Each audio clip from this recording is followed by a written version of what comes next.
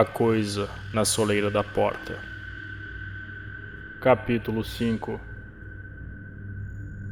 Os 2 meses seguintes foram cheios de rumores. Pessoas falavam de ter visto Derby cada vez mais em seu estado enérgico, e a Zenat raramente estava em casa para as poucas pessoas que os procuravam. Recebi apenas uma breve visita de Edward, quando ele apareceu no carro de Azenat, devidamente recuperado do lugar onde o havia deixado no Maine, para pegar uns livros que me havia emprestado. Ele estava em seu novo estado, e demorou-se apenas o tempo suficiente para algumas observações evasivas e polidas.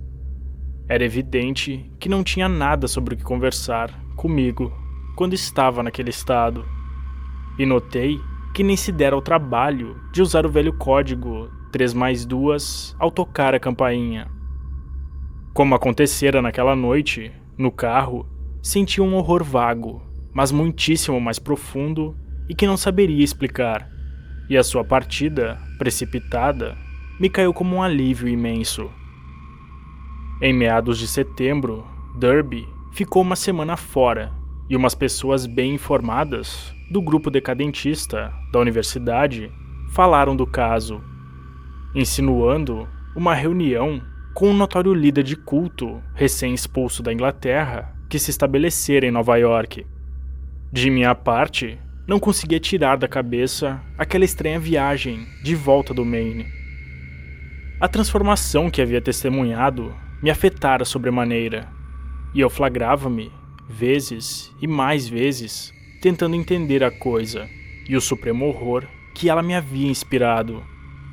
Mas os rumores mais extravagantes eram os que tratavam dos soluços no velho solar de Crowninshield. A voz parecia ser a de mulher, e alguns dos mais jovens achavam que se assemelhava a de Azenat. Ela só era ouvida esparsamente e às vezes era sufocada, como que à força. Falou-se de uma investigação, mas essa foi descartada no dia em que Azenat circulou pelas ruas e tagarelou animadamente com muitos conhecidos, desculpando-se por suas recentes ausências e falando, aqui e ali, sobre o colapso nervoso e a histeria de um hóspede seu, vindo de Boston. O hóspede jamais foi visto, mas a presença de Azenat punha um fim aos rumores.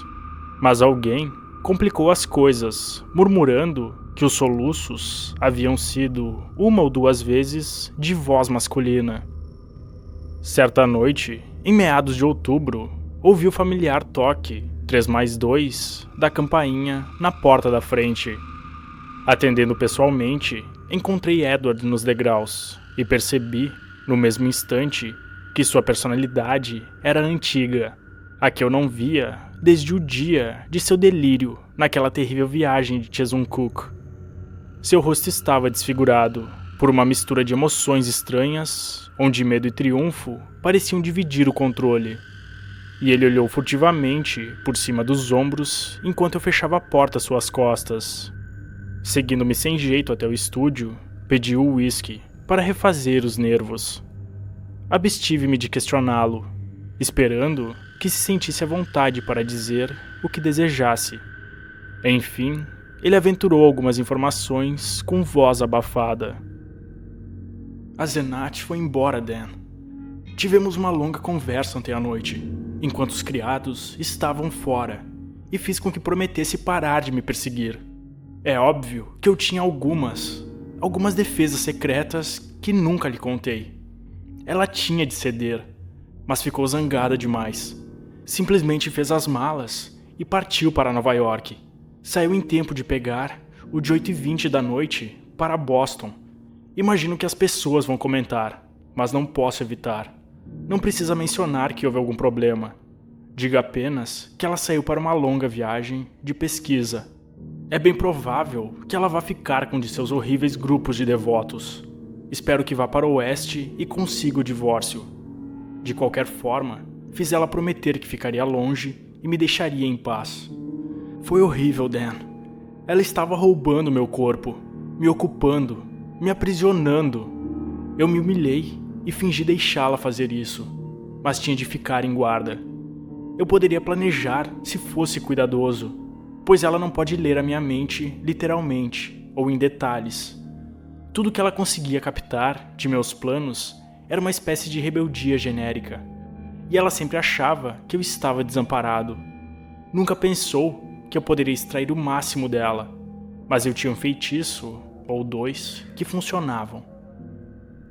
Derby olhou por cima dos ombros e serviu-se de mais uísque. Acertei as contas com os malditos criados essa manhã, quando voltaram. Eles ficaram possessos e fizeram perguntas, mas foram embora.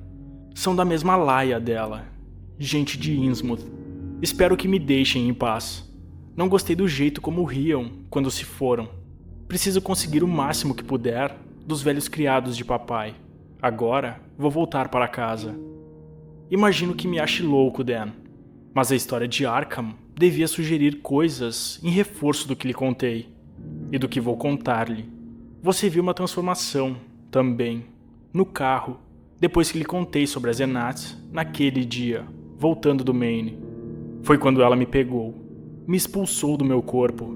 A última coisa que me lembro da viagem foi quando estava tentando dizer-lhe o que é aquela diaba. Aí ela me pegou e em um instante eu estava lá em casa, na biblioteca, onde aqueles malditos criados me haviam trancado, e naquele maldito corpo endiabrado que nem humano é. Sabe, foi com ela que você deve ter viajado para casa. Aquela loba rapinando meu corpo. Você deve ter notado a diferença. Estremeci, enquanto Derby se calava. Sim, eu havia percebido a diferença, mas poderia aceitar uma explicação tão insana como essa? Mas meu perturbado visitante estava ficando cada vez mais alucinado. Eu tinha de me salvar. Eu tinha, Dan. Ela me teria levado definitivamente para a festa de Todos os Santos. Eles festejam um sabá para além de Chesumcook, e o sacrifício teria resolvido as coisas. Ela se teria apossado para sempre de mim. Ela seria eu, e eu seria ela, para sempre. Tarde demais. Meu corpo seria dela para sempre. Ela seria um homem completo, como pretendia.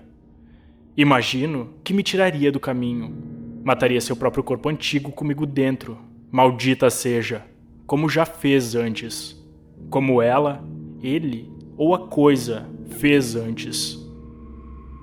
O rosto de Edward estava dolorosamente desfigurado quando o inclinou, para meu desconforto, para perto do meu, enquanto sua voz se resumia a um sussurro.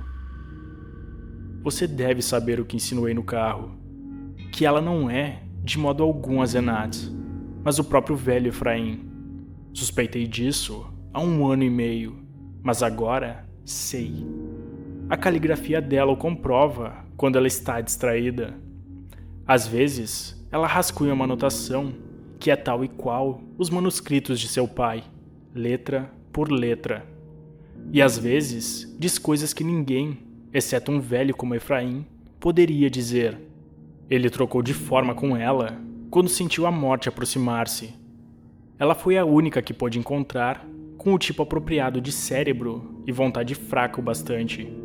Ficou com seu corpo para sempre, assim como ela quase ficou com o meu, e depois envenenou o corpo antigo onde havia colocado. Não percebeu a presença da alma do velho Efraim, fitando pelos olhos daquela diaba dezenas de vezes, e dos meus, quando ela controlava o meu corpo? Ofegando, Edward cessou os murmúrios para recuperar o fôlego. Eu não disse nada, e quando recomeçou, sua voz estava quase normal. Isso, refleti, era caso para asilo, mas não seria eu quem o enviaria para lá. Talvez o tempo e a separação de Azenat fizessem seu trabalho. Dava para perceber que ele jamais meteria o nariz no mórbido ocultismo outra vez. Vou contar-lhe mais depois. Preciso de um bom descanso agora. Vou contar-lhe um pouco dos horrores ocultos aos quais ela me levou. Um pouco sobre os horrores imemoriais que, ainda agora, supuram em nações distantes com alguns sacerdotes monstruosos para mantê-los vivos. Algumas pessoas sabem coisas sobre o universo que ninguém deveria saber e podem fazer coisas que ninguém deveria poder. Estive metido até o pescoço nisso, mas é o fim. Hoje, eu queimaria o maldito Necronomicon e todo o resto se fosse bibliotecário na Miskatonic. Mas agora, ela não pode pegar-me. Preciso sair daquela casa amaldiçoada o quanto antes e me instalar na minha própria casa. Você vai me ajudar, eu sei, se eu precisar de ajuda. Aqueles criados diabólicos, sabe? E se as pessoas ficarem muito curiosas sobre as Zenats, olhe, não posso dar o endereço dela a eles. Depois, existem certos grupos de pesquisadores, certos cultos, sabe? Que poderiam interpretar mal nosso rompimento. Alguns têm métodos e ideias muitíssimo bizarros. Sei que você ficará do meu lado se alguma coisa acontecer, mesmo que eu tenha de lhe contar muita coisa que possa chocá-lo. Fiz Edward ficar e dormir no quarto de hóspedes naquela noite, e pela manhã ele parecia mais calmo. Discutimos alguns arranjos possíveis de sua mudança para a mansão dos Derby, e torci para que não perdesse tempo para se mudar. Na noite seguinte, ele não apareceu, mas eu o vi com frequência nas semanas seguintes. Conversamos o mínimo possível sobre coisas estranhas e desagradáveis, mas discutimos a redecoração da velha casa dos Derby e as viagens que Edward prometera fazer com meu filho e eu no verão seguinte. De Azenats, quase não falávamos, pois eu podia perceber que o tema lhe era particularmente perturbador. Os rumores, é claro, se espalhavam, mas não houve novidades relacionadas com o estranho assunto na velha casa de Crowninshield. Uma coisa que não gostei foi o que o banqueiro de Derby deixou escapar, em momento de euforia no clube Miskatonic, sobre os cheques que Edward estava mandando sempre para certos Moses e Abigail Sargent e certa Eunice Babson em Innsmouth. Era como se aqueles criados, abjetos, estivessem extorquindo algum tipo de imposto dele, embora não me tivesse mencionado o assunto.